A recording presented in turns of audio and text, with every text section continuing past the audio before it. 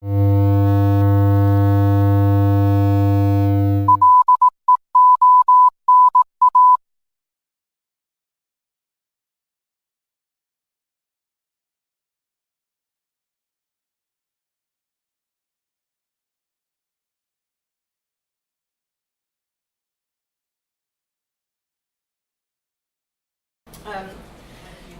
going to, and it's nice that Ian starts to talk about Buddhism, which is a kind of interesting segue to our next speaker, Michelle Lewis-King.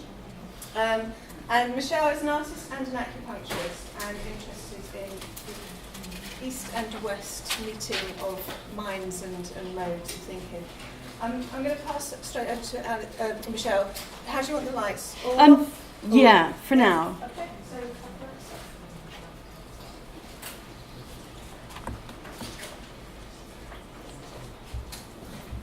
Okay, so I'll just kind of briefly, I'm a doctoral researcher at, it's a new department, Culture of the Digital Economy Research Institute at Cambridge School of Art, Anglia Ruskin University. And this is just a presentation of my PhD, which is an art and science project. So it's unwieldy, completely, and it has lots of things in the background, so I might just chuck stuff at you. And if you have any questions, ask in the question and answer session or afterwards. But there's a lot of things I'd love to discuss, but I just don't have the time to, because like I say, it's lots of traditions that I want to talk about. So I'm going to present it, and then there'll be some soundscapes, and then a demonstration. I might need a volunteer, just one. I'm going to feel someone's pulse. So that's in about 18 minutes' time. If anybody would like to think about volunteering, maybe at that time when I ask, you'll go, me. And then a question and answer session, hopefully.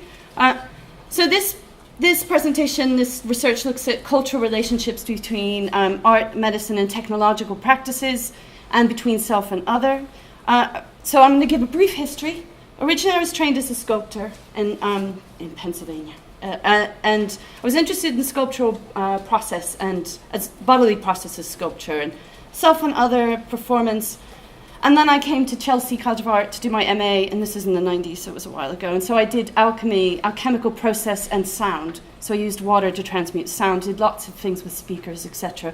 And nobody was doing it that much at the time. But anyway, like cage and things like that. And then I did a postgraduate art practice and theory thing, again at Chelsea. And that got into philosophical studies and Deleuze-Guattari. So I'll throw a lot of references, just so for people who know those names will know what's underpinning it, but I don't have time to go into them. But so then the body without organs and thinking about cage kind of led to Chinese philosophy, which then led to the serious study of Chinese medicine, because really the whole thing underlying was always the relationship between art and science. I've kind of always been interested in that. My family has scientists in it. But anyway, so I studied Chinese medicine and biomedicine at University of Westminster. Between 2002, and I was a clinician all the way up till 2010, I started to do a master's of science program. So basically I subjected myself to biology, anatomy, physiology, pathophysiology, differential diagnosis, evidence-based medicine, research, obeying strict clinical protocols and ethical codes, and all the things that go with learning medicine and being in a situation where you have to care for others. So I think for me, that performance idea of self and other, I wanted it to kind of do something. I kind of had this idea of what really could transform, what is other types of transformation. And for me, that medical encounter was really transformative. So I did that. So the seed for the project began in the polyclinic at the Westminster University. Where is this thing? I can't get it to go down. Anyway, what was interesting to me is that it was like a crucible for two different kinds of medicine, because you're learning within a Western clinic, you're learning another form of thinking, and you're also learning, people come in and you'll put needles in, it's like a performance piece, which is why you can see I kind of came back to being art, because it was just a little bit too performative for me. But it was extraordinary, actually, when you think of it from a sculptural point of view. You'd put needles in, and people wouldn't have any kind of mapping, or they wouldn't have the same tradition as someone who came from China, and yet they describe the same situation and phenomenon. And yet evidence-based medicine would say, that doesn't exist, it's not there. And so then you'd have to kind of find some way of going, well, can we change the design, blah, blah, blah. So I became very interested in the body and the design that institutionalizes the bodily process and that relationship. And kind of also what underpins the study is, because before doing that, I was quite interested in Alfred Jarry and Dr. Fastrow, the pataphysician, and I like that. But also Nietzsche's gay science, but also science studies, Latour and Stengers, but particularly Bruno Latour, who looks at science practice and the measurements of science practice, because that's what it was like being an acupuncturist. But I think when you're an artist in that situation, like that in itself has a whole set of things that I was experiencing, and it was quite a difficult thing. So I think it's different when you're an artist and you're on the outside and you're working as a scientist, but when you're working within that, that's a whole other kettle of fish, worms, whatever you want to say. So I can't get the cursor. That's my problem. The notes bigger. It's just that I can't get it to go there. I need the cursor just to go there. To go on the next one, you can just use the space bar if you want. Do you want more of this? Well, I could have, but I'm done. Okay. So Sorry. space bar should. I just want it to go there.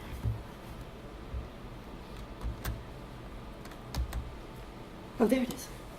Found it. Yeah, but it should just go there. with this space. Oh, there we go. Got it. Sorry. Okay. So my project is basically a test site for art and medicine, a transvaluation between Chinese medicine, biomedicine, art, and medical practices. So through using Chinese medicine as a kind of artistic and pataphysical tool, if you know what pataphysical, I wish I could go into that, but it is an important sort of influence. So, and as a nomadic science in the Deleuze and Guattari sense, I question the notion of what science can be if it's not strictly tied to a Western tradition. And this project attempts to rethink what a physician could be when practice occurs outside of a normative clinical situation. So there's the artist within that situation, trying to push out from inside that. So I employ my clinical training within my creative practice to make unique inroads between art and science practice. And from the other side, from thinking that art practice can actually inform science. What a folly. So Pulse Project explores the alternative approach of the dominant conception of embodiment through soundscape composition. That's pretty much how my practice takes form. So I use pulse reading, case history notation, graphic notations of people's pulses, algorithmic compositions. They're all used together as methods for exploring the relationship between the researcher and the participant. So I am I'm kind of the artist, acupuncturist, researcher, and in the performance. So it's basically a performance as well. Oops, sorry. So just to chuck the idea, Latour says science is socially constructed, and there's a whole bunch of arguments around this. But anyway, for me, when you're working between two medicines, you can see that medicine is socially constructed. So Foucault, who's one of the more popular people who talk about this, the medical gaze, it's kind of an old argument, but there's lots of people, but he's the best. So when a brief introduction into the Occidental body is, according to Foucault, he says that they rely on the aspects of vision to distance and fix and name objects with certainty. That was really the focus. So that objectifies and makes the patient other. So in The Birth of the Clinic, Foucault contends that within the sight, touch, hearing, sensorial triangulation, the anatomo-clinical perception, he's got quite big words, is the main emphasis that remains under the dominant sign of the visible, and that the diagnostic relationship is powered by the triumph of the gaze that's represented by the autopsy that you can see here as Rembrandt's anatomy lesson of the Enlightenment. So, and particularly Descartes' conception of the body as an assembly of mechanical processes, and this has forever shaped the power relationship between doctor and patient, and also the idea of the body itself in Western consciousness. So, whereas Elizabeth Sue, who's an anthropologist at Oxford, talks about, she says, if visual inspection of corpses was central to the development of anatomy in modern Europe, one might ask whether which senses were important to the emergence of predominant currents of scholarly medical knowledge in 3rd and 2nd century BCE China, and she argues that it's tactile perception prompted by a tactile exploration of living bodies. So there's already a difference in how one approaches and how one measures and how one thinks So it's that sense of touch that was important for the development of medicine in Asia. So what I think is interesting is the emphasis of the development of perception and perceptual skills as a primary base for knowledge production. So the temporal and embodied form of knowing that's built through perceptual experience, i.e. pulse reading, building intention through meditative practice, as the man mentioned, Zen. But it's very different when you're building intention through practice. This takes a long period of time, and there's something that is sedimentary, and Qigong, all these things. And for me, this is a like creative practice. It likens to creative practice. It's something which is built through experience and time, and it is knowledge production. So for me, I like how those traditions build bridges between art and science. So I thought I'd just also show you the body at the same, kind of around the same time as the anatomy lesson. And they use medicine as metaphor, in my opinion. So you have Ming Dynasty images. So on the left-hand side, it's 1368. And on the right, it's 1644, which is quite close to the anatomy lesson. So whereas Chinese medicine, they could not dissect. They were not allowed. Some people did, but it was not allowed until like 1800 something. So they just developed their whole idea of medicine in a very different way. And they envisioned the body as an alchemical process. So it's kind of understood either in a cosmological or an agrarian landscape itself. And it's altered through continuous alchemical process. So according to according to Chinese philosophical thought, all phenomenal processes are organized into an erotic interchange between yin and yang, and that interplay between yin and yang are in turn affected and shaped by the interrelated movements of wuxing, and that is 5 phases. They're not elements like they are in the West. They're not fixed. They're in a continuum, always moving. So they have this kind of phenomenological tendency that's always moving. So you can't quite fix it or grasp it. So there's earth, fire, metal, wood, and water. They don't have air. So that and that, as you can see in these, that's what's kind of operating this idea of the body. So it's so entirely different, which I love. So I love using these two images together to kind of think about medicine, because maybe it's neither or. And so then when I became an acupuncturist, what I really loved was, because of course I couldn't help not thinking about that as performance, you know, you're sticking needles in and you're putting mox on, you're setting fire to it, you're feeling the pulse, and it changes. And that to me is quite extraordinary. So it became a highly performative experience. So for me, it's not so much about the idea of Orientalism, because I really used it in a clinical way, because medicines kind of migrate in a way. There's a lot of people who use Chinese medicine now who don't really understand those traditions, but these things still have effects for them. So that's what's interesting to me. So this research is a medium. I kind of use myself and my research as a medium between myself or as a juncture between self and other. And science and humanities, kind of like an acupuncture point at a pivot. So this is a performance that I did at the V&A in February, like last year. Anyway, in this thing, I basically use informed and intuitive touch, because to me intuition is a form of knowing, and when you're working with science, that's really not allowed. So I'm quite curious about those sort of interfaces, and again, Chinese thinking allows for intuition in a particular way. They just have different methodologies for it. And then I use Supercollider, which is an audio synthesis programming language, to make the soundscapes, and I'll talk about that in a second.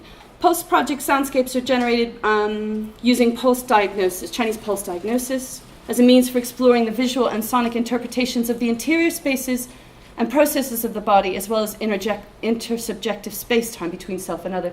Because, of course, when you're touching people, there's kind of a bridge, and you're getting a lot of information or data, but that isn't, again, like everything's in a continuum. You can't fix it, but you can interpret it. And that's what I think is kind of interesting, is how you can make a science of that. How can we reframe this idea of science, actually? So these soundscapes do not iterate the Western notion of circulatory system, but draw on Chinese medical philosophy to represent a body as a temporal entity. And I use touch as a technology, actually, to counter the trend of an interactive media that places its emphasis on a mechanical measurement of participants' vital signs, using sonifying data from biosensors or other forms of technology that use mathematics and logic as the golden heuristic for representing the interior of the body and embodiment. So I'm interested in broadening the idea of what technology is, or using what technology actually is that we don't remember, that is actually a part of our knowing. So this is a more modern version of what the body is in Chinese medicine. So I'm just going to give a crash course really quick in Chinese thinking. The theory describes overall systems and substances which compromise the body. There's 5 zang organs, and they're the yin, and they kind of contract and store. So there's a whole, and this is quite complicated, but I'm just oversimplifying. So there's the heart, and then there's a pericardium, but that's kind of one in their medicine, even though it's not really. Then there's the spleen, the lungs, the kidney, the liver, 6 fu organs, and the fu is yang, and it's transformative, it's hollow. So those are those relationships, and they relate to each other. They don't have separate, they relate to each other. So that's the small intestine, large intestine, gallbladder, urinary bladder, stomach, and, oh, I can see it up there. Stomach and triple heater. And the energetic networks or channels that you can see here run between the organs and the outside of the body and actually extend beyond that. So the 12 meridians, once you include the pericardium, are pretty much a part of my soundscapes. And they're kind of crucial for how I've lost my cursor again. Okay, it's gone. That's good. So I'm just going to briefly show how I would take the pulse and why it's different to West. So in Western, you just take it and it's quantitative. You count it, right? You might feel there's pulses, paradoxes, there's something there, but or it's faint, but you're not really feeling it. And what's interesting about the Chinese thing is that it takes 20 years to read someone's pulse properly, right? So it's a whole other knowledge tradition about feeling and technology. So there's 3 spaces. So you can feel the energy networks of the lung and the large intestine, that's metal. And in the middle, it's stomach and spleen, that's earth. A triple burner and pericardium is ministerial fire. And on the left hand, you have the heart and the small intestine, fire. Liver, gallbladder is wood. Kidney and bladder is water. And what I meant to also say is that the 5 elements have color. So there's red, like fire. Earth is yellow. Metal is white and silver, water is blue, and the gallbladder and liver is green, and they also have tones. So each one has a frequency that corresponds, and they're supposed to be therapeutic if you think back to the Nanjing. So this kind of thing also tests that. I make kind of prescriptions. I take people's pulses, and then I kind of think about what systems are in balance and aren't, and then I write a prescription that's mirroring that. So it's a portrait, but it's also a response to that, to kind of what you would do in acupuncture is to kind of balance that, to make things that are oscillating in a way that you would think would be not so good for that system, and you kind of calm that down, you bring other things up. So it's this kind of idea of music, but it's totally internal. So, and it's really complicated. So I'm trying to kind of just throw it at you. So it's not just also the positions, but where under the skin. So again, this is going back to at least 2,000 years. So they measured it by beans.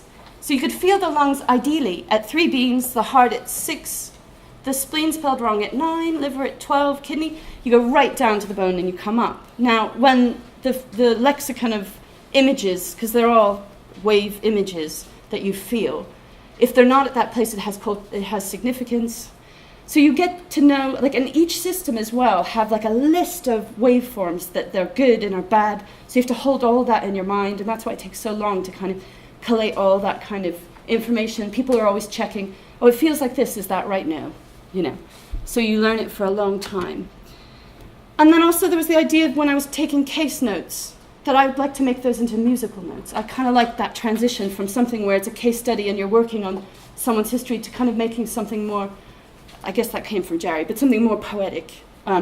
So I started making drawings, because we don't really do that. I mean, you go, oh, the pulse is slippery, it has this quality, but you don't draw. So I started doing that. And then I'm going to talk a little bit more when we demonstrate about Supercollider, but you can see I've color-coded the tones that correspond with the organs. And I'm just trying to make it more visible. But again, for me, the technology is I'm not doing it with logic. I'm not thinking of it as a construct in that way. For me, it's a communicative vehicle. It's interpretive. And so in a sense, I'm making sounds with it, and I'm using a system through translation. It's pretty much about translation, as you were talking before. Taking systems and using this as a translating medium, so composition in that way that you have layers of thought and layers of logic, but it's a composition. So we'll talk about that later. And then I use this to tune the frequencies. This is how you tune an instrument, one of the instruments, but basically it's quite complicated. But anyway, it's on Wikimedia if you want to see it. I'm going to play some sounds. I probably went too fast there.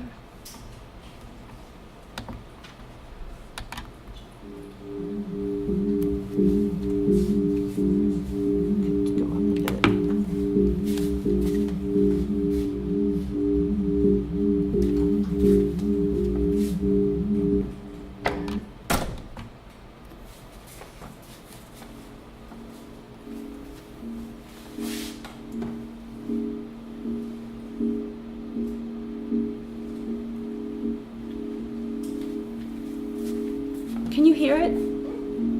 It's quite quiet.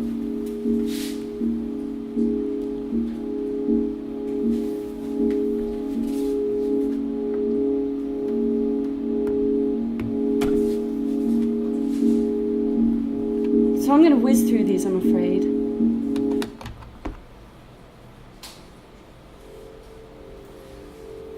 These are just graphic notations. They don't really go with the sound.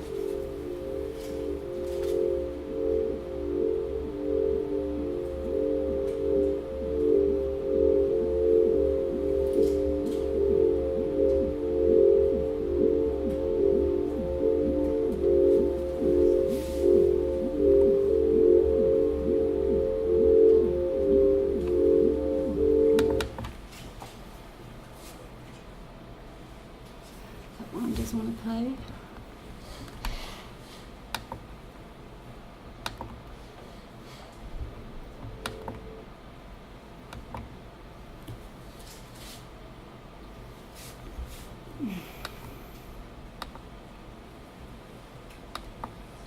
I'm having trouble with this.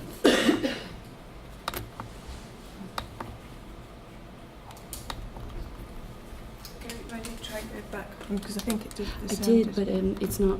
Oops. Try going back. It's stuck. Okay. So I think it did start. This one hasn't got an audio. There's no audio symbol on it. That one does, because I heard it earlier. Yeah.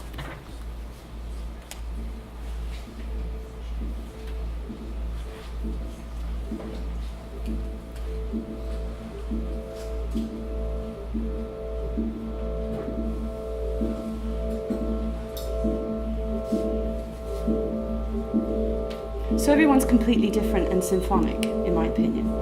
And I make this for people, like the people who sit. I read and I listen very carefully, and then I make this for them. They don't always want it.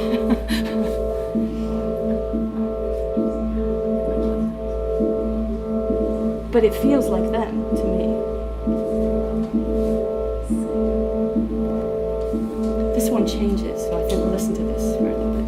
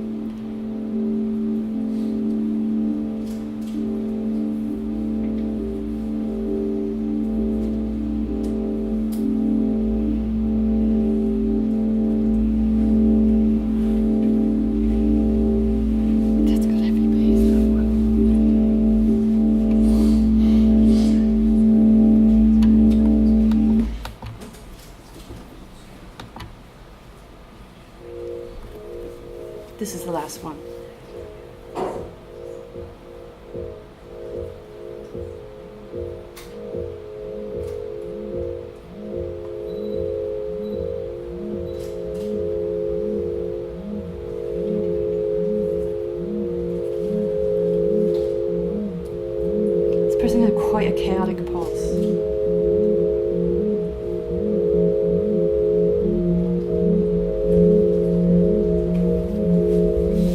Yeah.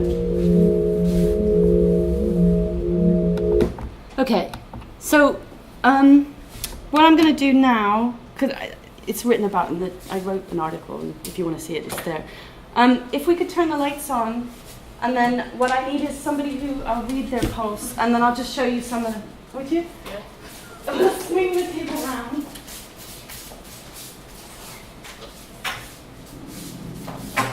Sorry. Care. Care. Okay.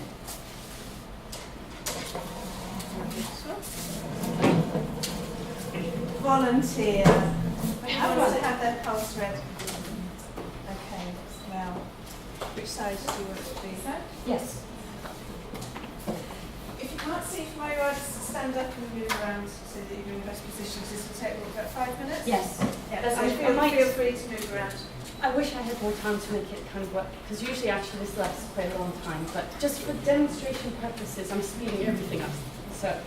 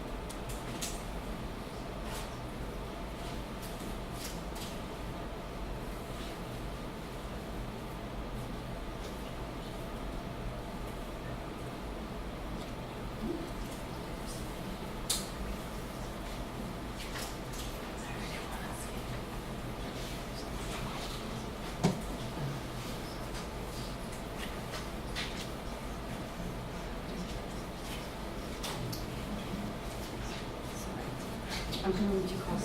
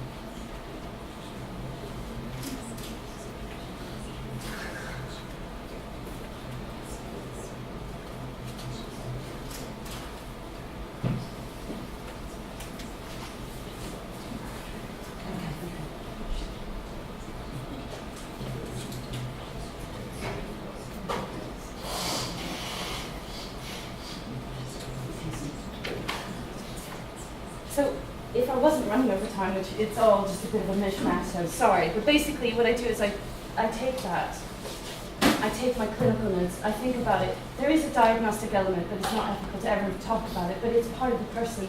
You get more information than just diagnostic information. So that to me is where it becomes interpretation, because people they admit something. And so I take that as part of the data. And then I match it with the tones, which I already have in a lexicon of things in Supercollider. And that has a certain amplitude and pitch and speed. And I match that with the speed of their pulse, the tone, and then I try and take what I feel maybe it needs boosting, and I kind of send that as a soundscape to the person. And then I ask them to feed back in about 1 and about 30 people. But that's kind of my project in a nutshell. So any kind of questions? Yeah, we've got a few minutes for questions. Does it work? What do you mean by work? Because that's always when you give them back their sound. It's very interesting what people say, because I test that through asking, because I don't just do that, I want to know. Because really in a clinical situation, you come in and you go, okay, on a scale of 1 to 10, how are you feeling this week? That's how you would test it. Am I getting something there? And often it's really interesting. I think it depends. I think it's like other things. Whatever is transmitted in that encounter, it does for some people, and others maybe not. And it's very hard to kind of tell them what this is. So some people go, I really love this. This made me feel, and then they'll describe it, but I don't know what this is or where it's coming from. So there's a lot of problems with it. So. And I mean, what you said, not many people have responded from the sonic portrait of their past. So what kind of responses have you had? I've had some really good ones. I mean, I like it when people are a little bit, because I've asked for criticism. So some people said they felt they liked that, sort of the moment of the encounter and the transcription, and I give it to people as well, more than the soundscape. But then I think it also depends on the person. This person had a musical knowledge and they had a kind of more specific thing, whereas I did the same thing for a woman and she loved it. She felt that it understood something about her. So I get a lot of different people. Some people who really like the technological sounds. So it is quite subjective, you know, which is the point. But Yeah. is it actually that subjective? I mean, you've got a really great process going. Yeah. And it's really fantastic to see the way that you actually package the whole thing. And you're working with it's really amazing. And so there's something there. But I'm going back to a comment you made at the very, very beginning when you said that you thought that art informing science was a folly. No. You didn't say that. No, I meant the other way okay. around. It's like, you know, I mean, I was being, and I should have actually okay, qualified because- that. yes, I was being exactly, facetious because- because actually my whole life was Exactly. Well, that. I assumed that. Yeah. But when you said that at the beginning, I spent the whole time going, ooh, but you know what you're doing isn't a folly. No, I know. And that's part of what the whole process is of the arts informing the sciences Yes. in a way that the sciences can understand. To me, this is really important and crucial. And it's if you're not in there and you haven't done your time and you don't understand what the constraints are, it's very hard to actually make real inroads. You really have something which becomes cynical, in my opinion, quite often. And it makes it polygames. But to me, it's not the same as, because transformation happens in both of those spaces, but they don't record as much as they could, or those are, so again, it's about translation. So that's what I'm trying But to do. it was interesting comparing that to what the previous, the fact that was kind of all couched within the scientific algorithm, Mhm. which was really great. But even then I kind of wondered whether or not the artist was giving the scientists the same kind of language to work with in exactly the same way, instead of using the scientist language. Yeah. Whether or not the artist, was kind of feeding that back and saying, now think of all this in the way that I think about art. You see, this is I'm going to try and, because I think that there's a real play in that scenario, which I think is kind of rare, but I think what does happen in my experience, and my friend's experience of working in art, is there is a power paradigm there, and it is very much about arts as a public engagement tool. Because illustration. Yes, as it's a opposed public to- engagement tool, or something which illuminates science, but it really doesn't ever take on board any Right. criticism, which for me makes me furious. So I think, I've really tried to put that time in and tried to make that kind of work. So for me, this is a life's work, really. But it's not just about Western science, it's also about that idea that other cultures and technologies are a rich trove of information which could inform the way in which we think now, which, you know, but we just want to speed on with what we have in a particular way. So, Okay, Sorry. let's do Paul and then Dan, and then we'll have to move on. So, It'd be quite interesting to, if you worked out the sound scape for her pulse, and then you presented her with soundscapes from 5 different people, including her. yeah. And if she was then able to pick out the one that felt like herself, that would actually convince the scientists. And it would also, I think sound is quite clever because and also your visual drawings, I really like your visual drawings of the pulse. And when you did the soundscape with the one that was overbeating, you could feel the overbeat. Yeah. Where you drew it, that was an overbeat. I put that in a science thing, and someone said, obviously, what century are we in? Are you talking about drawing as technology? And I was like, oh. Well, when I have an overbeat, when I can't get to sleep at night, occasionally, once a month I get an overbeat, my wife has an overbeat. And you can feel it sort of driving me a bit too much because you're sort of anxious or something. And it really feels like that drawing we did, and it sounds like that has a kind of click in the beat. And I'd be fascinated to know if you could bring it back to people. You could make it sound good by bringing it back. And It could. But I think the objectivity thing for me is, I'm never very interested in it. Because I don't think that's actually, because that's my point, is the grid, the fix, that to me doesn't work. What I like about Chinese is that it's moving all the time, it's subjective, and they're very clever at how they've done it, but it's very difficult. You can say complex systems. I would love to find some way of making complex systems in this work. I bet it would. But that's a whole other project. But I see what you're saying, and I think it would be interesting. I will consider it. okay, Daniel? I was interested in something you said earlier about the idea of the body as metaphor in Chinese medicine. Medicine is metaphor, yeah. I'm quite interested in the body as metaphor in the history of Western medicine. Yes. But I was just interested in how you use metaphor in your own work, if that does ever enter, because obviously the idea of metaphor in Western knowledge system is quite complicated. But I was just wondering how you viewed that as being different from Western medicine, if you have encountered the metaphor as a sort of problem or something that helps, or. Could we talk about that later? Because actually it's a really good question, and it's actually quite complicated, because I'm thinking, the Chinese system has a metaphor. Is it real, is it not real when people respond? And it actually is making me think of a lot of things. So if we talk about that, do you mind?